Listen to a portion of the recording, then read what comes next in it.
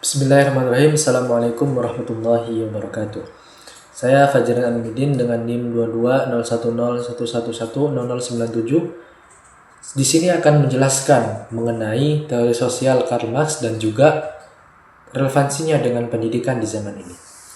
Karl Marx yang dikenal sebagai bapak sosial modern atau bapak sosialis modern yang disebut dengan Marxisme dan juga seorang tokoh komunisme yang telah melahirkan banyak-banyak buku dengan banyak-banyak karya seperti Das Kapitalis, Manifesto Komunis, yang juga memberikan inspirasi-inspirasi baru bagi banyak orang untuk melakukan banyak revolusi.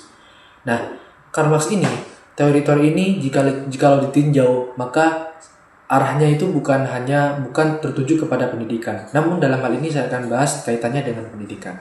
Yang pertama, teori sosial Karl Marx yang dikenal dengan struktur dan superstruktur, atau biasa dikenal dengan struktur dan basis struktur, yang artinya gimana seseorang struktur yang menguasai basis ekonomi itu dapat mempengaruhi superstruktur yang terdiri dari politik, budaya, pendidikan, dan hal yang lain sebagainya.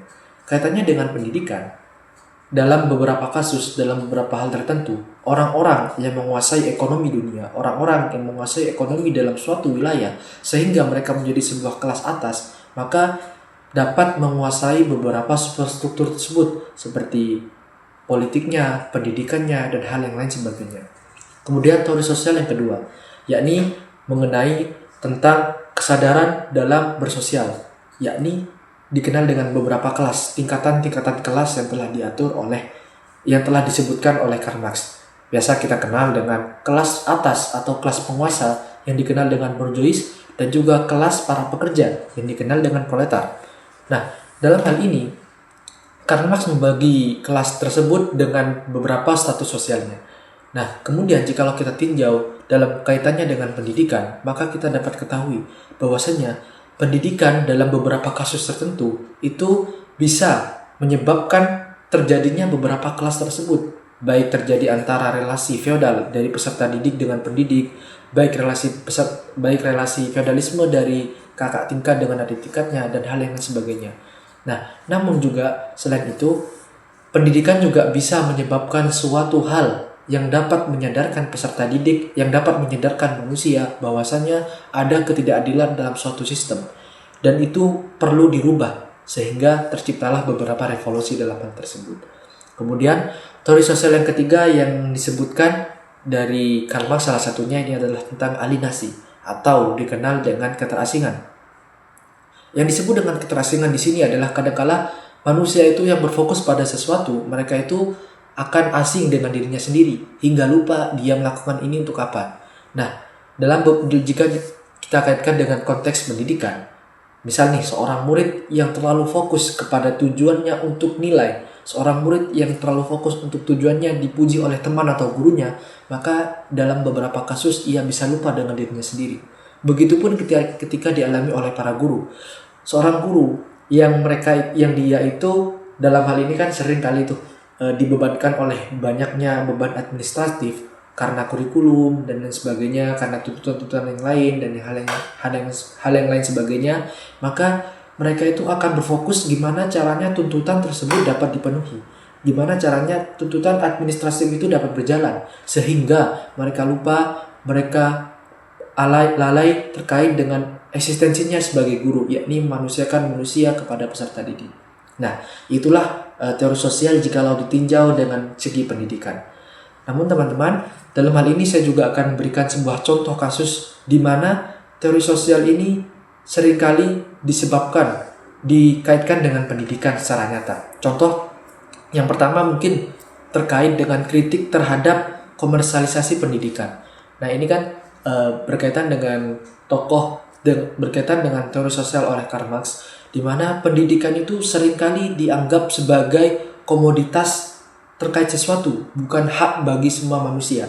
Nah, jikalau kita tinjau dalam Undang-Undang Dasar, di mana pendidikan itu adalah sebuah hal yang wajib dan harus dimiliki oleh semua warga negara.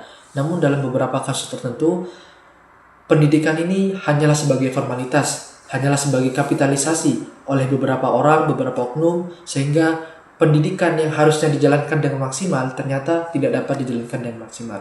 karena ulah-ulah beberapa oknum tersebut.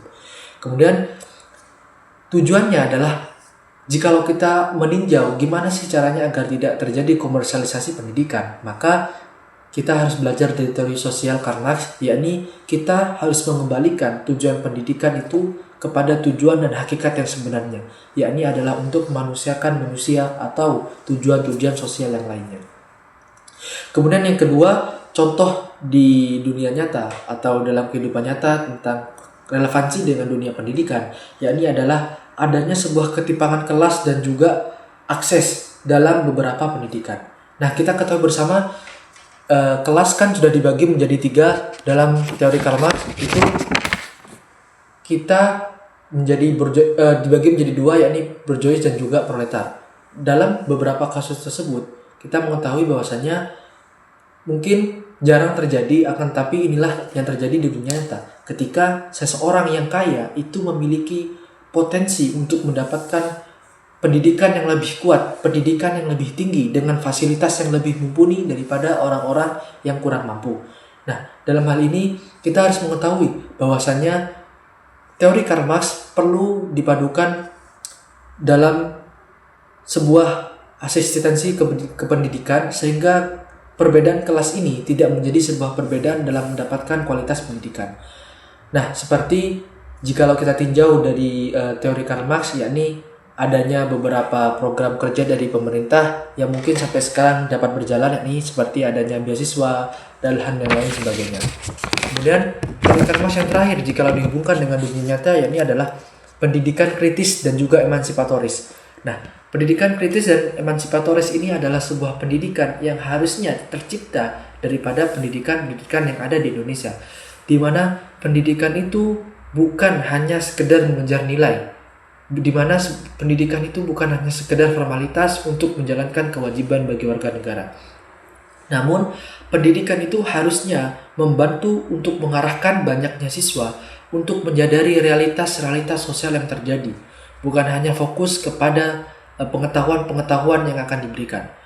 Seperti seorang tokoh yang tokoh pendidikan yang ia itu terinspirasi dari Karl Marx tidak menyukai bahwasannya pendidikan dengan cara selalu memberikan pengetahuan-pengetahuan kepada murid tanpa mempertimbangkan realitas di dunia nyata.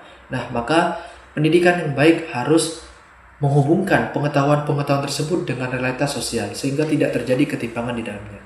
Mungkin hanya itu yang dapat saya sampaikan. Kurang lebihnya saya mohon maaf. Assalamualaikum warahmatullahi wabarakatuh.